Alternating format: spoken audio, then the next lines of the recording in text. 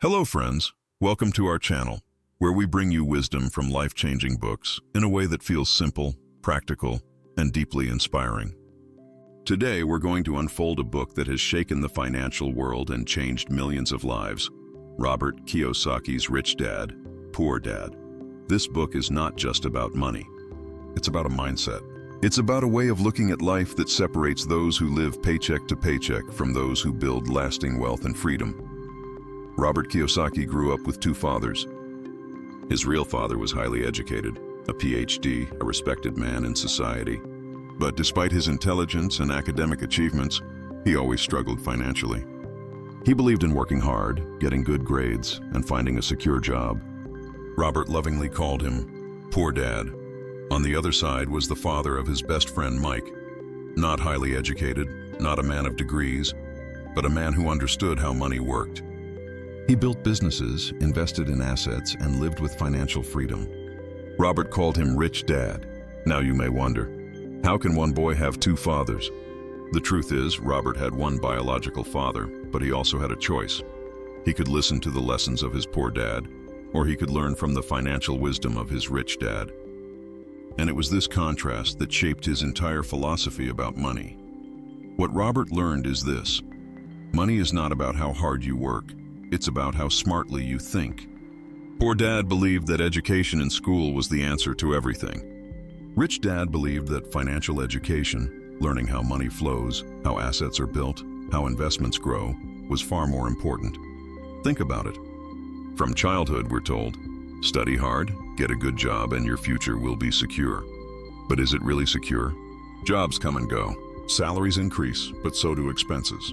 Most people spend their entire lives chasing promotions, higher pay, and job security, but they never escape the rat race. Why?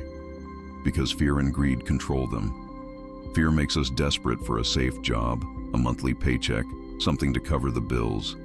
And greed pushes us to spend more the moment we earn more, a bigger house, a new car, endless EMI payments. And so, even when income rises, freedom does not. Life becomes a cycle of working harder just to pay for the life we've already trapped ourselves into. Robert's rich dad showed him a different way. He said, don't work for money. Let money work for you. And what does that mean? It means building assets, things that put money in your pocket even when you're not working. A rental property, an investment that pays dividends, a business that grows while you sleep. Poor Dad believed that your house is your greatest asset. Rich Dad said, no, your house is a liability, because it takes money out of your pocket every month. This simple difference in thinking is what separates the wealthy from the struggling. And here's the hidden truth. Schools don't teach this. They prepare you to become an employee, not an owner. They reward good grades, but they rarely teach you how to build cash flow, how to invest, how to handle risk. That's why so many people, even with degrees, remain financially stuck. Friends, Rich Dad, Poor Dad is not just a financial guide, it's a wake-up call. It tells us that if we want to be free, we must change our mindset. We must learn how money works, because if we don't control money, money will control us. Robert's journey teaches us that financial freedom is not about luck or inheritance, it's about choices. Every time you earn, you face a decision. Will you spend it all, or will you use some of it to build assets that create future income? Will you stay in the comfort of job security, or will you step out, learn, invest, and build wealth? The poor dad worked for security. The rich dad worked for freedom. And the difference was not in their income, but in their way of thinking. So I ask you today, which father's advice are you following? Are you living for safety, or are you building for freedom? Because the path you choose now will decide whether you remain in the endless cycle of working for money, or whether you step into a life where money works for you. If this message has given you clarity, don't forget to like, share, and subscribe. Our mission is to bring you knowledge that transforms not just your career, but your entire life. Remember, wealth doesn't start in your wallet. It starts in your mind. Let us walk this journey together and learn not just to chase money, but to live in a way where money chases you. Friends, sometimes life whispers harsh truths into our ears. Have you ever felt as if your dreams will never be fulfilled? That no matter how hard you work, poverty follows you like a shadow? If that feeling has touched your heart, then know this. The very first step to freedom is to remove fear from your mind. Fear of not earning enough.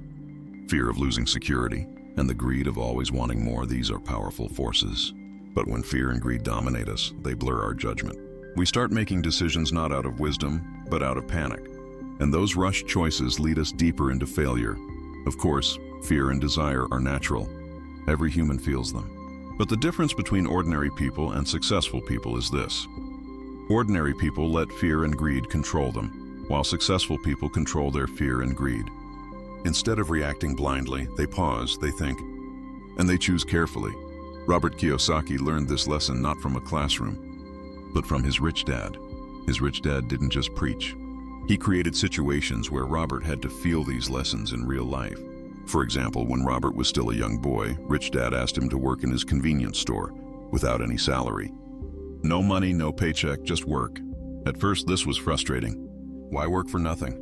But slowly, Robert discovered the hidden gift. When he wasn't blinded by the carrot of a paycheck, his mind opened to new ideas. He started observing the world around him more sharply. He noticed how the store handled comic books. The clerks would rip the covers off old issues, throw them away, and replace them with new ones. One day, Robert asked the distributor if he could take those old comics. The distributor agreed, as long as he didn't sell them. That small moment sparked a big idea. Robert created a mini library of old comic books for kids in the neighborhood. He charged them 10 cents to read as much as they wanted, but for only 2 hours at a time. He didn't even run the library himself. He hired Mike's sister to manage it, paying her $1 a week. Within that first week, Robert had already earned $9.50 in profit. For a child, that was incredible. And here lies the deeper wisdom. Robert wasn't working for money. Money was working for him. His time was free, yet his pocket was filling. That was Rich Dad's real lesson. But here's the danger. Many people in the world make money, yet still lose everything. In 1923, some of the most powerful businessmen gathered at Chicago's Edgewater Beach Hotel. Men like Charles Schwab, the steel magnate, and Samuel Insull, the president of the largest utility company of that time. They were titans of wealth, but just 25 years later, many of them had died broke, bankrupt, or even by suicide.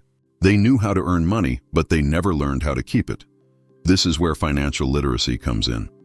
It's not enough to make money. You must know how to protect it, grow it, and use it wisely. Otherwise, fortune slips through your fingers like sand. That's why people who win millions in the lottery often end up broke again. Because money without education is like a building on weak foundations. Imagine this: if you want to build a giant skyscraper like the Empire State Building, you must first dig deep, lay a strong foundation. But most of us want to build skyscrapers on a 6-inch concrete slab. The result? Collapse is inevitable. Poor Dad always told Robert, study hard, get a secure job. But Rich Dad insisted, build a strong foundation of financial literacy. Schools may teach us how to earn grades, but rarely how to earn wealth. They prepare us to build little houses, not towering empires.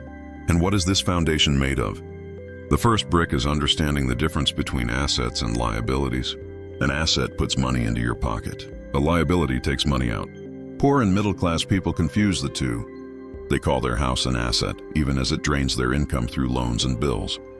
The rich never make that mistake. They keep it simple. Buy assets first. Let those assets pay for your luxuries. Rich Dad used to call it the KISS principle. Keep it simple, stupid. Simple doesn't mean easy, but it means clear. If you remember nothing else, remember this: build assets, reduce liabilities, and let money work for you. This is the real foundation of financial freedom, friends. The secret to building wealth often sounds deceptively simple. Understand the difference between assets and liabilities, and focus on acquiring assets. Yet most people never truly grasp it.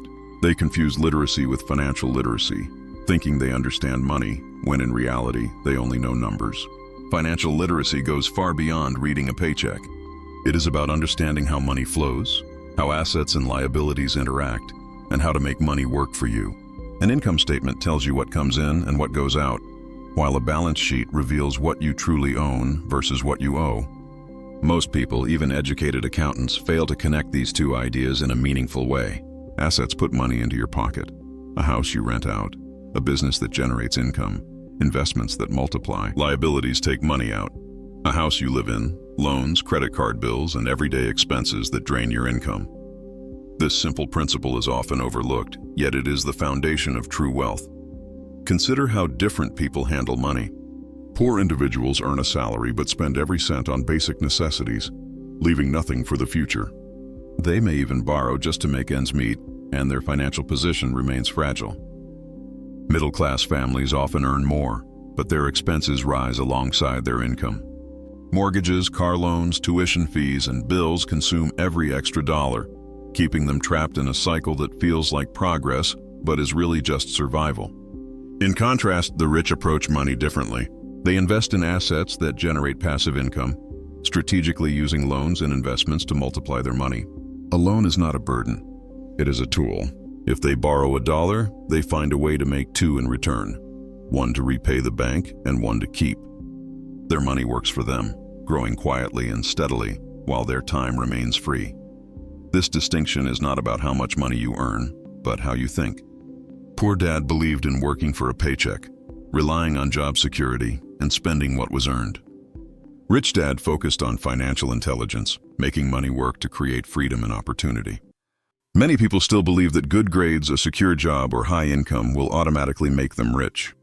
History shows this is not true. In the 1960s, children aspired to become doctors, engineers, and lawyers, equating success with a high-paying profession. Yet many of those who achieved these careers struggle financially today because they never learned how to manage or multiply money. Likewise, today's youth dream of becoming athletes, CEOs, or celebrities, understanding that fame and talent can lead to higher earnings, but without financial literacy, wealth remains elusive. The cycle continues. Higher income without proper financial understanding leads to higher expenses, more liabilities, and vulnerability to sudden setbacks. Even newly married couples often fall into this trap. They start with a small home, but as income rises, they upgrade to a bigger house, buy new furniture, cars, and take on loans. Expenses increase alongside income, leaving little room to build assets. What feels like progress is often just the accumulation of liabilities. Without financial education, one cannot distinguish between real wealth and apparent wealth, and this lack of understanding keeps people working harder without moving closer to true freedom. This is why Rich Dad insisted that financial literacy must come first. Only when you understand how money works, how to acquire assets, and how to manage liabilities can you begin to build lasting wealth. Hard work alone is not enough. It is how you think, how you invest, and how you let money work for you that determines whether you remain trapped in the cycle or break free into financial independence. The difference between the rich and the poor is not in their income, but in their mindset. The poor and middle class spend their lives reacting to bills and expenses, believing that earning more will solve their problems, while the rich build systems that generate ongoing income, carefully choosing assets over liabilities. It is a lesson of observation, patience, and strategic thinking. True wealth is created not by chasing money blindly, but by understanding it, controlling it, and letting it multiply quietly while you focus on building a life of freedom. Financial literacy is the foundation. Assets are the bricks. And every thoughtful decision, every calculated investment, is another layer that brings you closer to security, opportunity, and true independence. The truth is often revealed too late. By the time most people realize it, they are already deeply entangled in the race for wealth.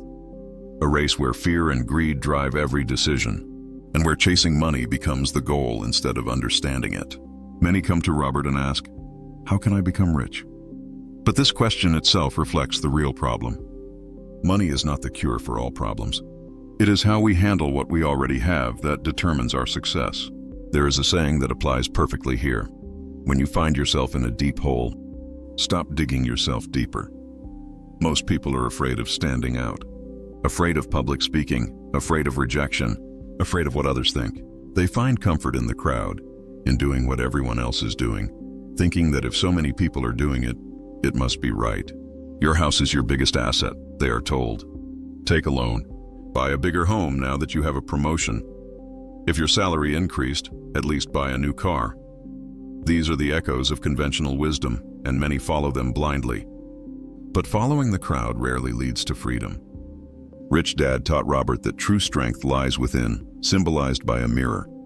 The Japanese knew the power of three things: the sword, representing physical strength, Jewels representing money, and the mirror representing the power within ourselves. When we look in that mirror and ask, am I following my own path or just the crowd? The answer reveals our true power. Most people allow money to control them. They work to pay bills, to meet obligations, to chase appearances. But Rich Dad taught that if you want to be truly wealthy, you must take control. Your decisions, your actions, and your mind must lead, not the crowd. At 16, Robert and his friend Mike accompanied Rich Dad to every business meeting, with accountants, managers, investors, and employees. Here was a man who had left school at 13, yet commanded respect from educated professionals. He didn't follow the crowd. He took risks, made his own decisions, and ignored the fear of judgment. Watching him, Robert and Mike learned that true intelligence is not found in grades, but in understanding money, people, and opportunity. This contrasted sharply with what Robert saw at home. His poor dad believed the house was the best investment. But Robert realized the truth. A home is often a liability, not an asset. Poor Dad's income matched his expenses perfectly, leaving no room for leisure or opportunity. Most people spend 30 years paying off a house, then take on a bigger home with a new loan, trapped in an endless cycle. Sometimes the debt is even larger than the value of the property itself. With all money tied up in liabilities, people cannot invest in true assets, and opportunities slip away. Robert saw this principle everywhere. When his wife's parents moved into a larger house, they thought it was the right move, believing that a bigger home was an asset. But the property taxes alone were $1,000, a cost beyond their retirement budget. The lesson was clear. Investing the money you spend on liabilities into assets first creates freedom. Assets generate income, and eventually you can afford the things you want without loans or stress. This is why the rich continue to grow richer while the middle class struggles to move forward. The rich buy assets that multiply their money, creating streams of income that cover expenses and leave room for growth. The middle class often saves diligently, but their savings are tied to liabilities, spent on maintaining appearances rather than generating wealth. Understanding this difference between assets that work for you and liabilities that work against you is the key to breaking free from the cycle. The real lesson is that wealth is not a matter of income, but of mindset and decision-making. The poor and middle class work for money, follow the crowd, and allow fear and societal pressure to guide their choices. The rich make money work for them, think independently, and use their intelligence and courage to seize opportunities others overlook. In the end, it is not education alone or high income that creates freedom, but financial intelligence, discipline, and the courage to see beyond what everyone else believes is right. When their salary arrives, most people see it vanish immediately into meeting expenses, leaving nothing for investment. Even when the salary increases, taxes rise alongside other costs, and the endless race for wealth continues. We live in a society burdened by debt, where people mistakenly consider their home an asset, only to find themselves shackled by loans and obligations. Many believe that a salary increase allows them to buy a bigger house or a newer car, thinking it's the right use of money. Yet if that same money were invested wisely, their entire life could change. Instead, most people remain trapped, dedicating all their time and energy to their job, which they perceive as a safe zone, unable to think beyond it, and too burdened by liabilities to take risks. Pause for a moment and ask yourself, if you left your job today, how long could you survive? Without financial literacy, if you've relied entirely on your salary and accumulated liabilities instead of assets, life becomes a constant struggle. There is a crucial difference between net worth and wealth. Net worth is a snapshot of what you own, even if it's a depreciating asset like an old car sitting unused in your garage. Wealth, on the other hand, is measured by how much income your assets generate. If you have an asset earning $3,000 a month but your expenses consume it all, survival is still a challenge.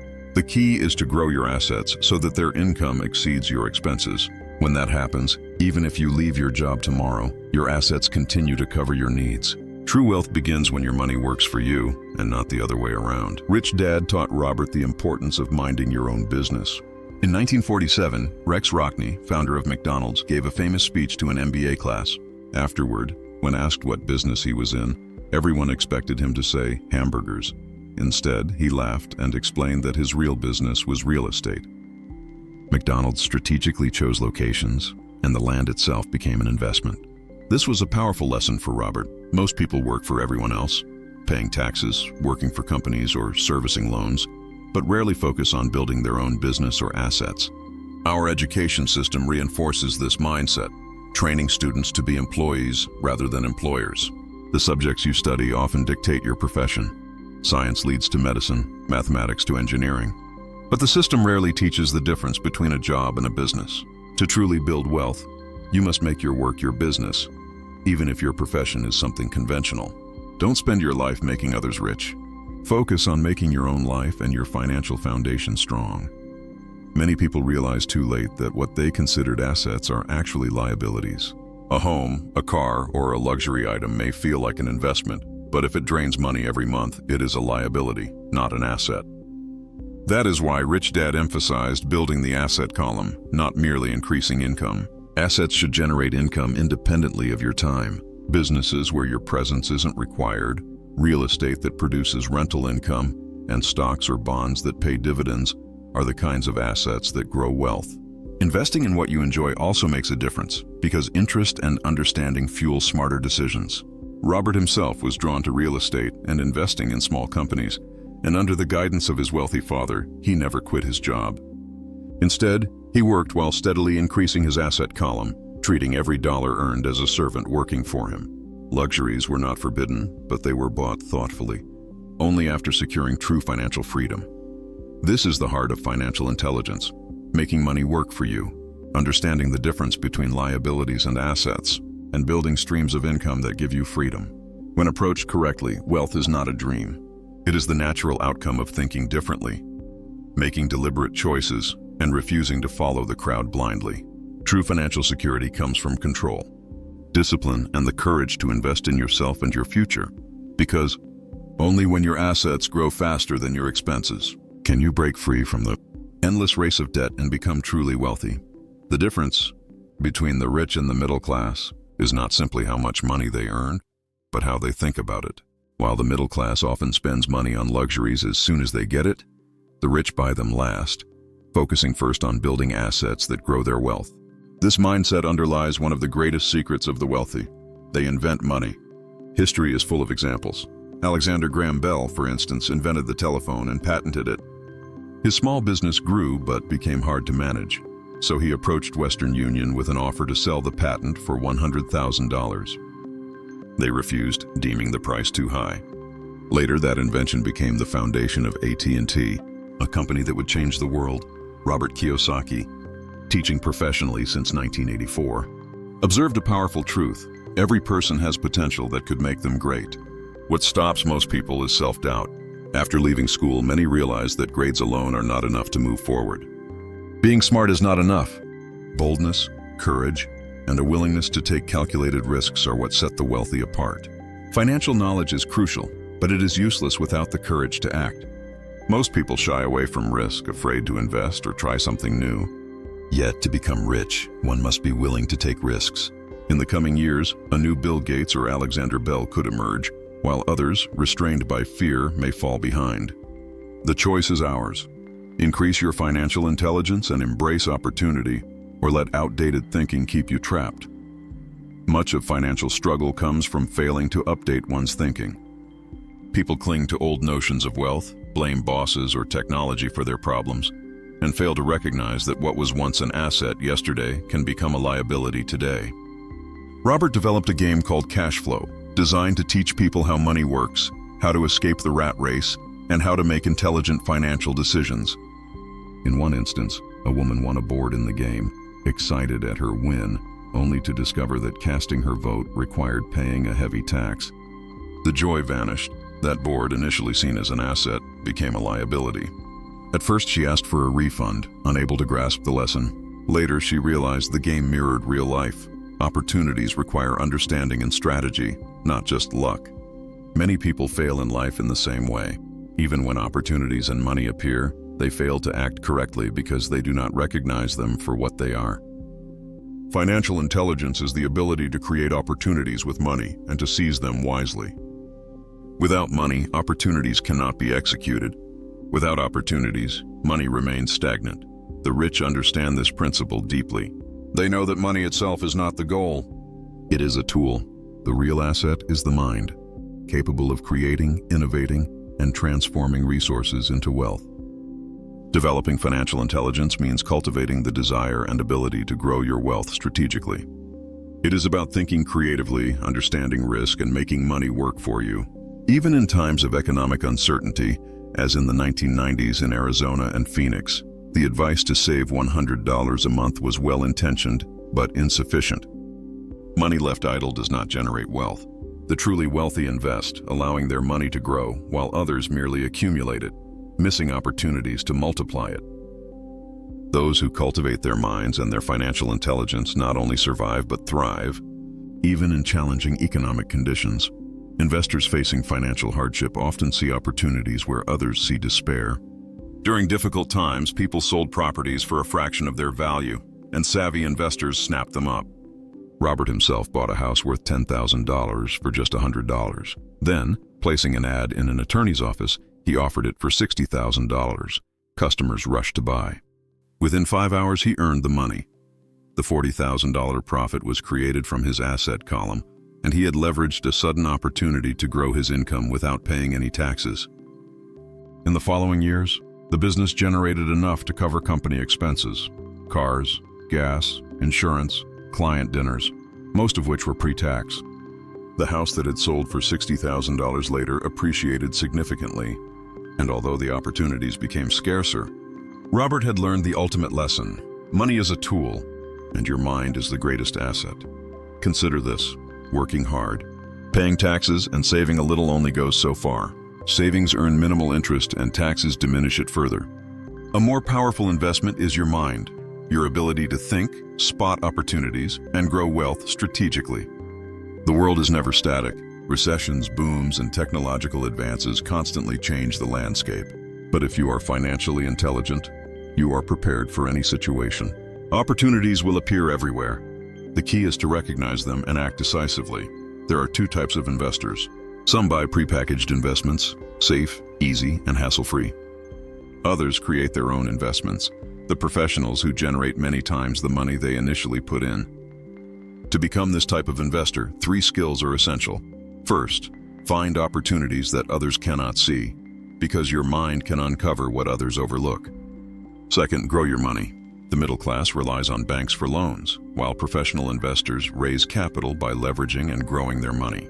Third, surround yourself with smart people. Intelligence multiplies when working with others who complement your skills. Choose your investment advisors carefully, because even the smallest guidance can multiply your success. Risk is inevitable in life, but learning to handle it is what separates the rich from the poor. Another lesson Robert taught was to work to learn, not merely for money. A journalist once asked him how to achieve fame. She had talent but felt her job held her back. Robert advised her to join a sales class. At first she hesitated, thinking sales was beneath her. But Robert reminded her that talent alone is insufficient. You must learn how to present and sell your skills to the world. No salesperson should feel ashamed. The ability to sell is a powerful tool to turn potential into success. This contrasts sharply with poor dad, who valued job security above all else. For him, a secure paycheck was everything. Rich dad, however, valued learning and growth above money itself.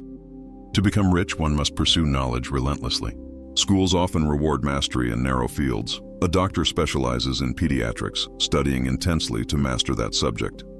But real financial intelligence comes from exploring diverse experiences, working in different industries, observing how money moves, learning how businesses function, and understanding people.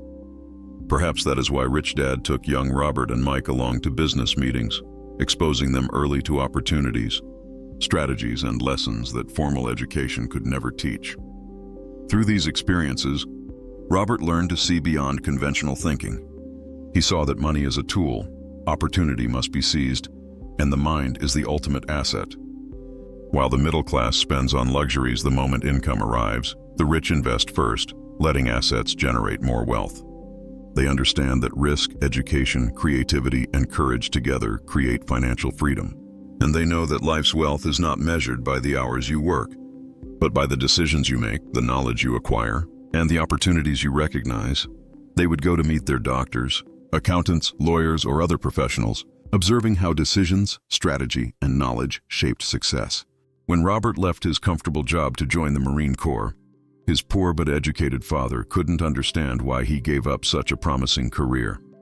He was deeply disappointed. Robert tried every possible way to explain, but his father simply couldn't grasp it.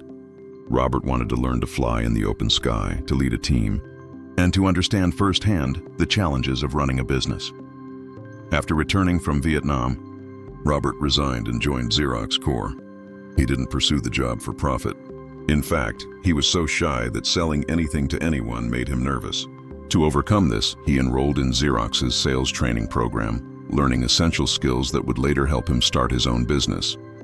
When he sent his first shipment, failure was a real possibility. He could have gone bankrupt, but he embraced the risk, remembering the lessons of his wealthy father. Bankruptcy before the age of 30 is not a failure. It's a chance to recover and learn. Most employees focus solely on salaries and benefits, working tirelessly to avoid losing their jobs. They rarely think beyond security, and even if they do, the mindset doesn't support long-term wealth. That's why Robert emphasizes learning as much as possible before committing to a single profession. Once a path is chosen, it can trap you for life. Knowledge, financial intelligence, and the courage to take calculated risks create freedom, opportunities, and real wealth. Friends, this concludes our summary of Robert Kiyosaki's timeless lessons. If you found this video insightful, don't forget to like, share, and subscribe to our channel for more wisdom from the world's greatest books. Hit the bell icon to stay updated and start your journey to financial intelligence today.